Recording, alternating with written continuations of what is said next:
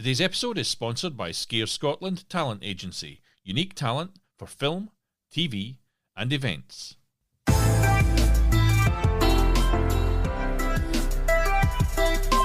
Hello and welcome back to Film Pro Productivity and Success, the podcast that helps creative people to live a more focused, effective and happy life. My name is Carter Ferguson and this is episode 168, From Envy to Excellence, How Grace Fuels Success. Discipline is the bridge between goals and accomplishment. Jealousy, on the other hand, is a waste of time and energy. Instead of focusing on someone else's success, channel your efforts into becoming the best version of yourself. Jim Rohn, unquote. In last week's show, I looked into the old age adage. Age-old, that's what I'm trying to say. In last week's show, I looked into the age-old adage that you reap what you sow. And I can assure you it's better than this intro is. You reap what you sow, and looked in detail at what that means for creative people. Please do check it out if you missed it. It's another simple but important lesson that will keep you focused on the stuff that really matters. Today, though, have you ever looked at another freelancer's success and felt a pang of jealousy, or found yourself stuck in a loop of comparing your career to others?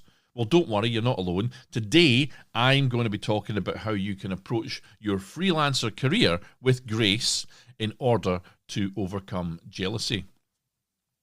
Grace and jealousy might seem unrelated to productivity at first glance, but they hold significant relevance to our life and work.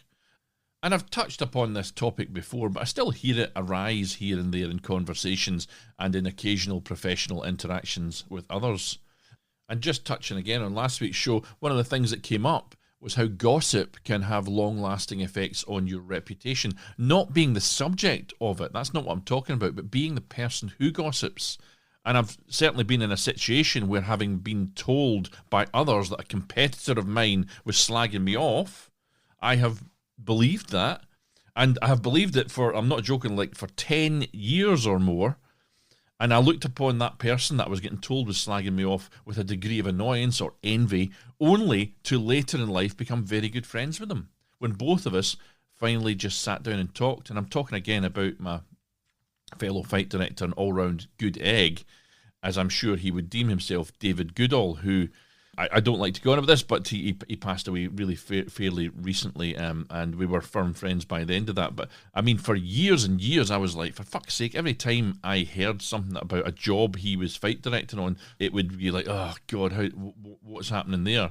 And someone once told me, in fact, he'd done a fight and someone had stuck a sword in their wrist during it, and I lapped up. I believed it, because that story that was told to me backed up an opinion which I'd formed about David based on what I later in life eventually decided just felt wrong. And seeking information that supports a pre-existing narrative, such as believing a competitor of yours is inferior, is a confirmation bias, and that's what I'd been doing when I was hearing that gossip. Google describes confirmation bias, in case you are wondering, as the tendency to interpret new evidence as confirmation of one's existing beliefs or theories. So anybody that told me something negative about David, which again later on in life I realised was all kind of untrue, I believed it. It was kind of part of this, I don't know if it's envy or jealousy or it's more like annoyance, I think. But that's what I'm here talking about today. This mind bias, basically, which leads us to search for, interpret, and favour information that aligns with our pre-established beliefs, while dismissing or ignoring information that contradicts those beliefs.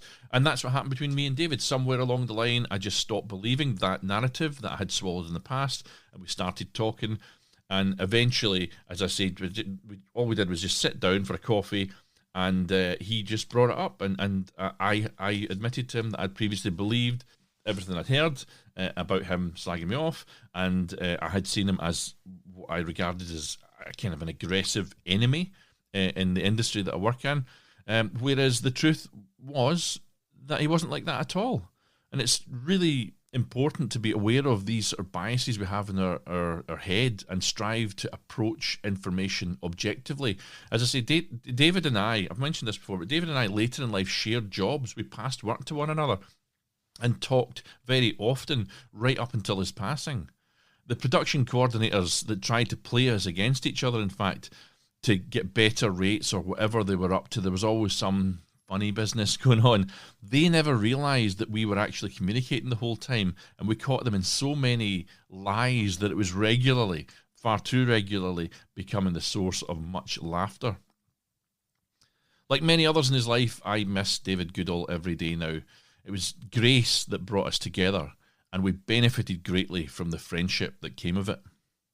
I'd add an addendum to that story by saying that there have been other competitors who have spread stories about me that I've heard, which I haven't been seeking out, which I've in turn been told these stories, that my grace is not willing to counter, as there really are some idiots filled with envy out there. But perhaps eventually they too will get over themselves and find the grace to find objectivity. My grace of favour does not always extend to offering my blessing to these sorts of people or to those whose values do not align with my own. And something I talk about quite a lot, it came up in My Best Year Yet, which is one of the New Year specials, is write down your values and make sure if you're getting into bed with people, if you're working with people, that their values align with yours if you're doing projects together, because someone with contrasting values, it runs into interference when you're trying to do creative work. Anyway, enough about that. Grace, in the context I bring up here, is about kindness, understanding and patience, both for yourself and others. In freelancing, that means letting go of perfectionism, forgiving your own mistakes and celebrating others' successes without resentment. It's a willingness to show kindness and compassion towards others and ourselves, even when it might not be expected or deserved.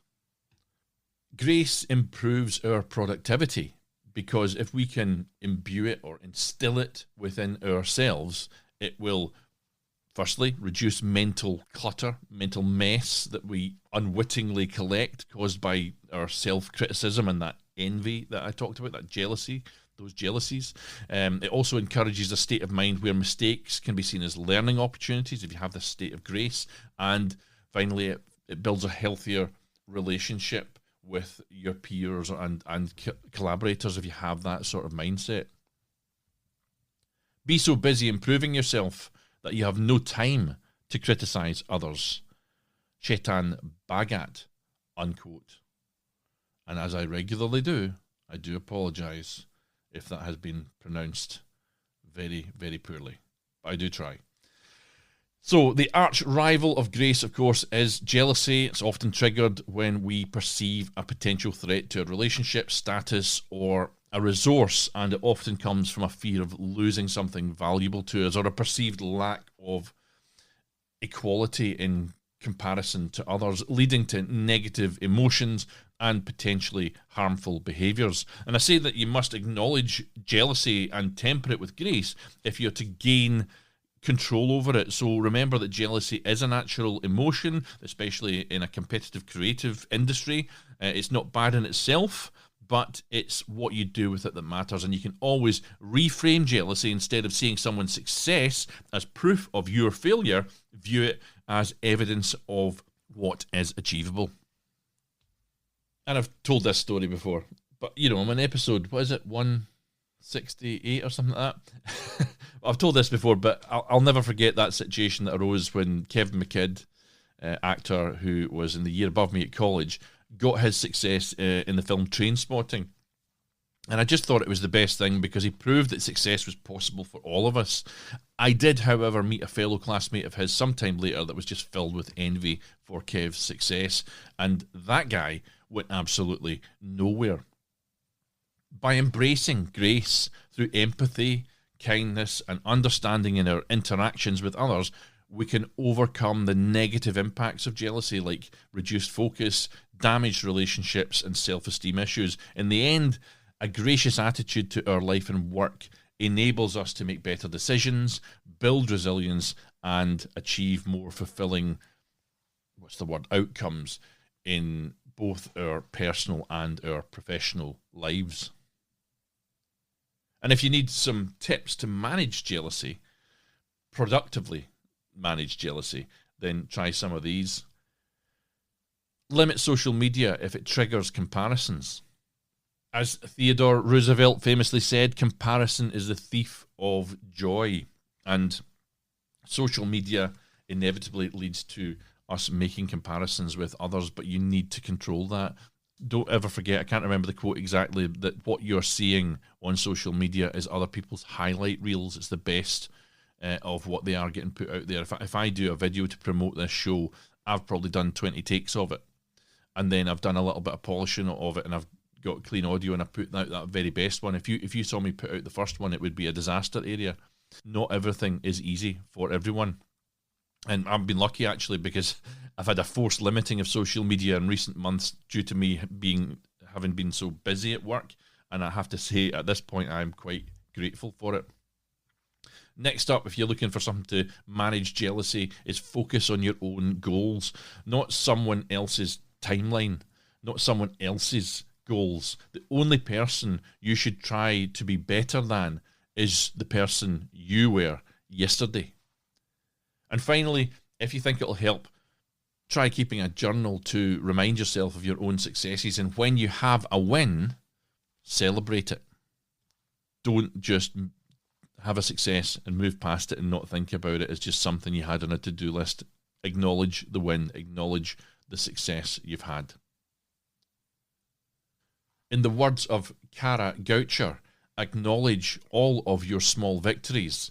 They will eventually add up to something great. Unquote. Freelancing doesn't have to be lonely or overwhelming. By embracing grace, letting go of jealousy, and enjoying the journey, you can make your career not just productive, but joyful. Let me end today with some words from Tom Peters, co-author of In Search of Excellence, who said, "Celebrate what you want to see more of." Now take control of your own destiny, keep on shooting, and join me next time on Film Pro Productivity and Success.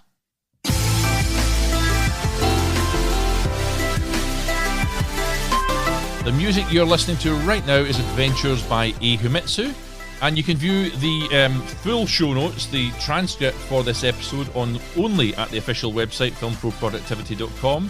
You can follow my personal accounts on X, not that I'm there that often, or Instagram preferably at fight_director, or follow the show on X at FilmProProdPod, or on Facebook. That's probably a better place to go, at Film Pro Productivity. Please continue to support the show by subscribing, spreading the word, share this episode with someone, and leaving an awesome review. See you next time, folks.